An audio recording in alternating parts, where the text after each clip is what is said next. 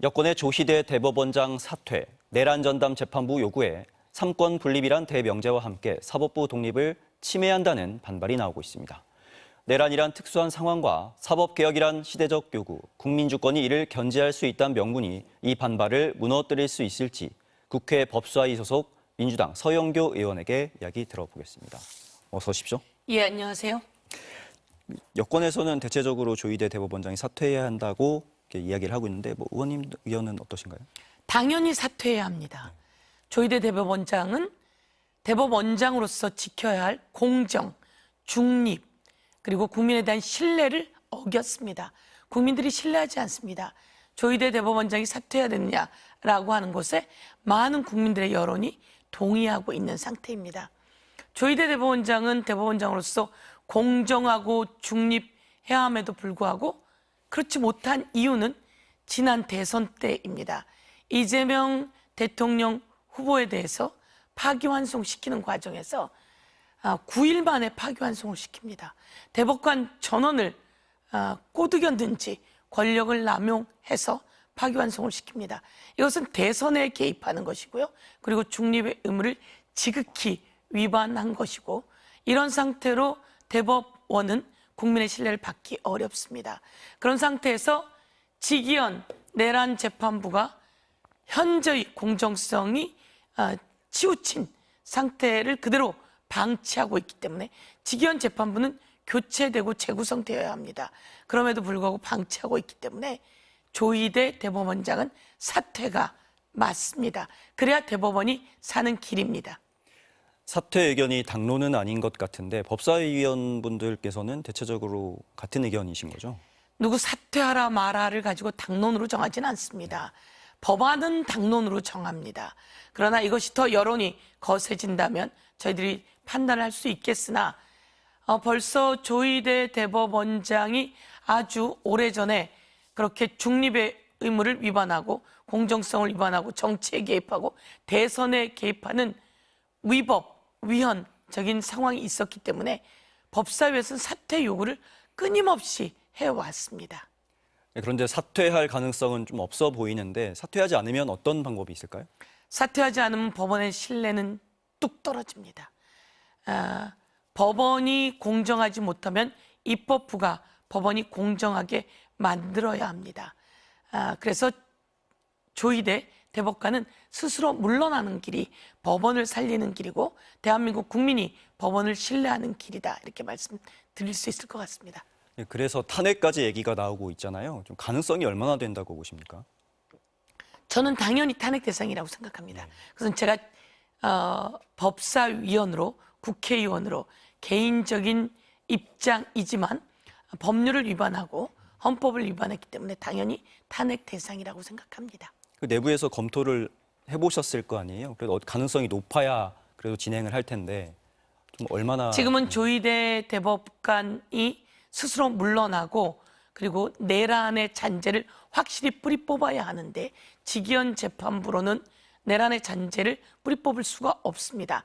내란을 공정하게 재판하기 어렵습니다. 국민의 70%가 넘는 분들이 이 재판이 공정하지 못해, 지기현 재판부는 옳지 않아 라고 하는 상태이기 때문에 지금은 내란을 공정하게 재판하는 것이 필요하고 내란의 잔재를 완전히 뿌리 뽑는 것이 필요하기 때문에 지금은 내란 재판에 집중하는 것이 맞을 것 같습니다. 내란 재판 얘기를 해주셨는데 네. 내란 전담 재판부 얘기가 계속 좀 논란이 되고 있잖아요. 좀 전담 재판부가 필요한 이유가 뭐가 있을까요? 내란 전담 재판부가 논란이 되는 것은 저는 아니라고 보고 있고요. 화제가 되고 있죠. 새로운 대응이다, 이렇게 보고 있는 거죠. 지기현 재판부는 교체해야 됩니다. 그래서 법원행정처에 지속적으로 요구했습니다. 법원행정처는 지기현 재판부가 교체되어야 된다는 걸 알고 있습니다. 그런데 난감해하고 있습니다.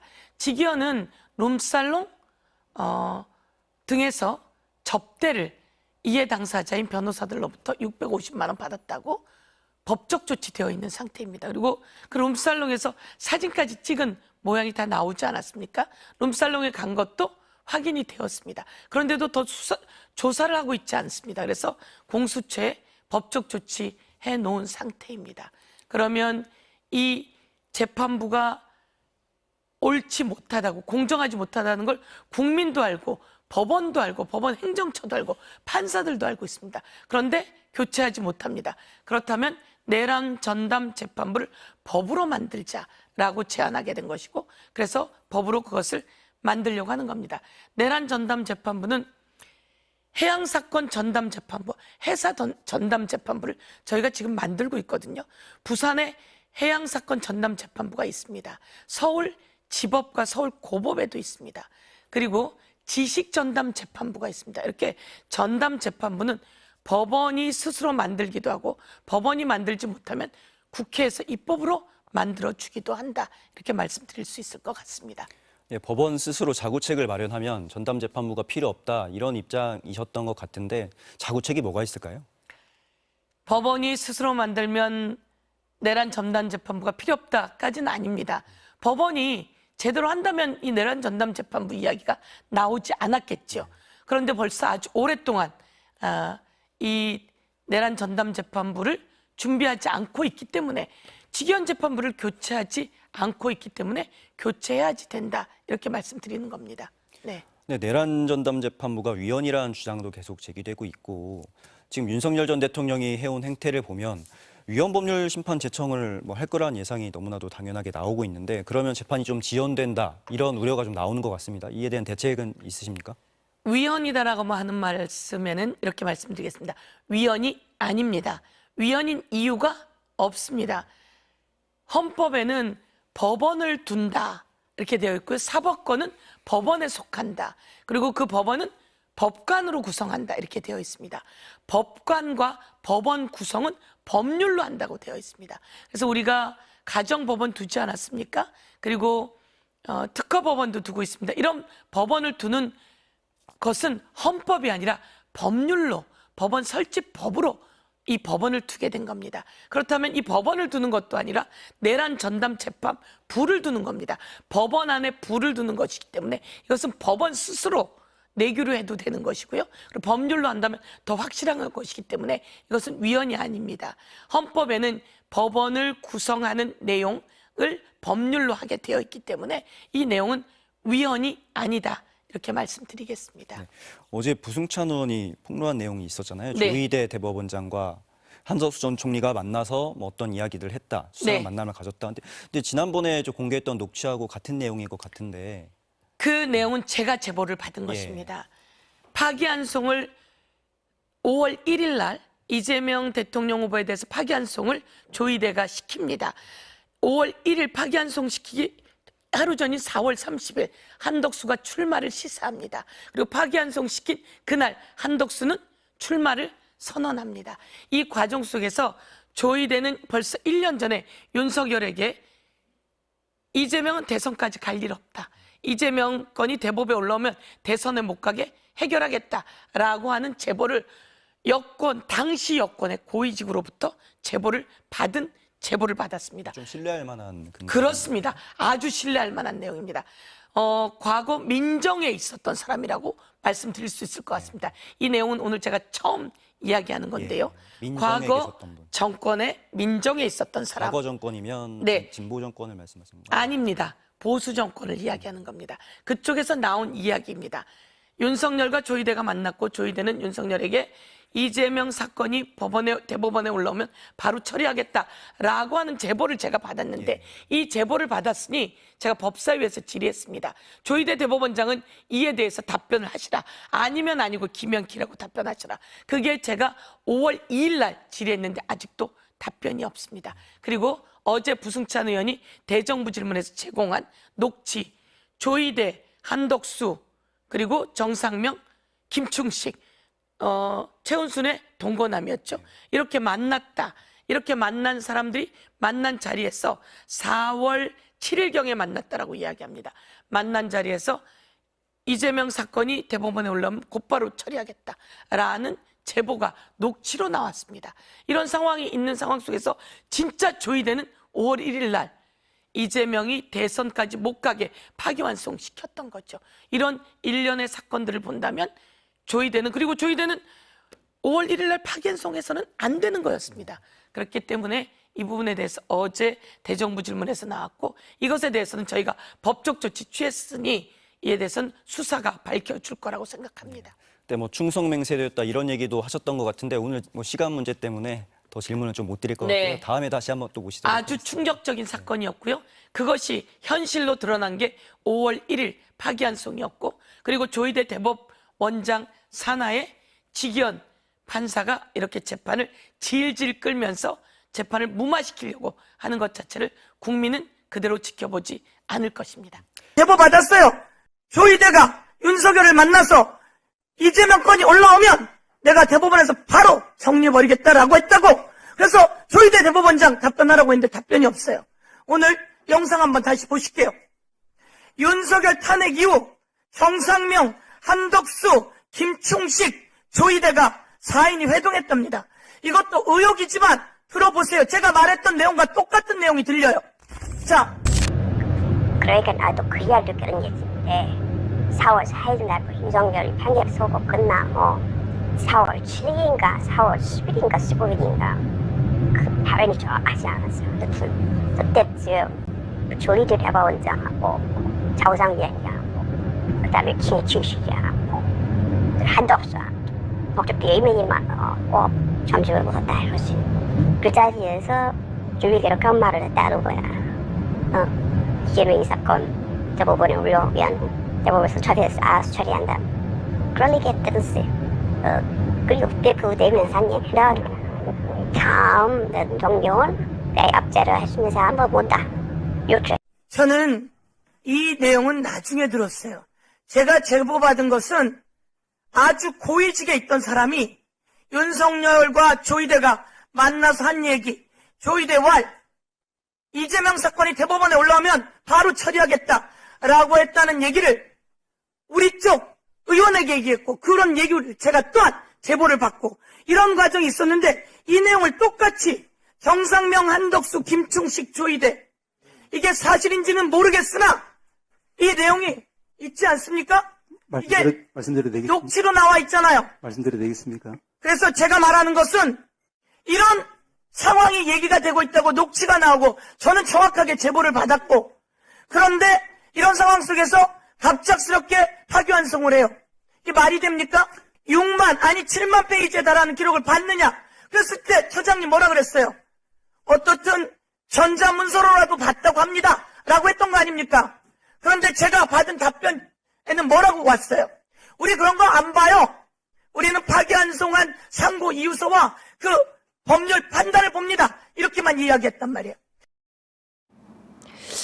네, 사실 어제 기자들 사이에서 밭글이 하나 돌았습니다.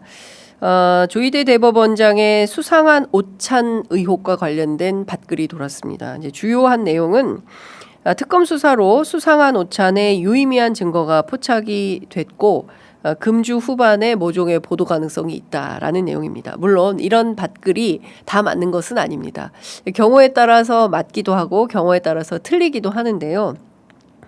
중요한 포인트는 특검이 포착한 조희대 대법원장의 수상한 오찬 의혹은 과연 무엇일까? 라는 것이죠. 기자들은 주로 이런 것에서 어떤 단초를 잡고 취재를 시작합니다. 그런데 유의미한 내용이 하나 있었으니 지난 5월 14일 서영교 더불어민주당 의원이 국회 법사위에서 폭로한 내용인 겁니다. 방금 영상으로 보신 것처럼 서영교 의원이 동료 국회의원을 통해서 제보받은 내용을 설명하는 겁니다. 법원행정처장인 천대엽 법원행정처장을 상대로 질의응답을 하는 과정이었던 건데요.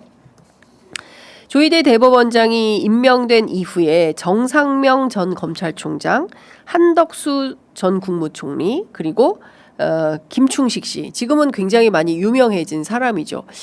최은순의 남자 김충식, 최은순의 내연남 김충식 이렇게 알려졌지만 특검의 수사를 통해서 김충식이라는 사람 자체에 대해서 노상원 수첩만큼 굉장히 주목받는 인물이 되었습니다. 그 이유는 말레이시아의 우리 전투기 사업과 관련해서 실제로 그 카이 한국 항공우주연구원을 통해서 이게 매매가 된 그런 사실을 확인하지 않았습니까?